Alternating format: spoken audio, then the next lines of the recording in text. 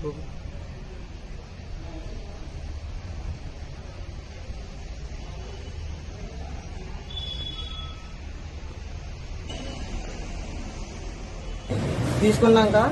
ఇంటికి తీసుకుపోయి చుట్టాల దగ్గర పెట్టి ఓపెన్ చేద్దాం చూసే లోపు మొత్తం కలిపి కలిసి వాసన కుటుంబ వాసన వస్తుంది. వచ్చి మళ్ళీ గంగామైన్స్ వాళ్ళని సిబ్బందిని అడిగితే మా తప్పేమీ ఉండదు, అది కంపెనీ నుంచే, కంపెనీ తప్పే, కంపెనీ వాళ్ళదే తప్పు అని చెప్పడం జరుగుతుంది.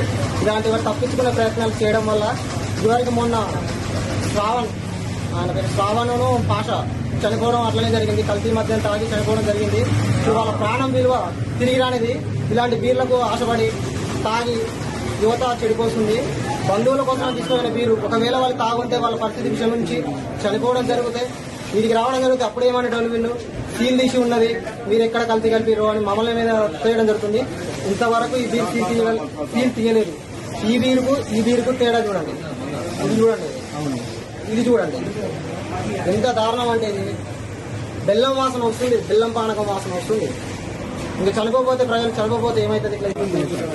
ఇలాంటిది గవర్నమెంట్ సాయంత్రం పూట పైపులు పెట్టి చెక్ చేసే బదులు ఇలాంటి మనుషులలో అప్పుడప్పుడు ఎక్సైజ్ అధికారులు తనిఖీలు చేసి ఇలాంటి కల్తీ మద్యం అమ్మకుండా కఠిన చర్యలు తీసుకోవాల్సిందిగా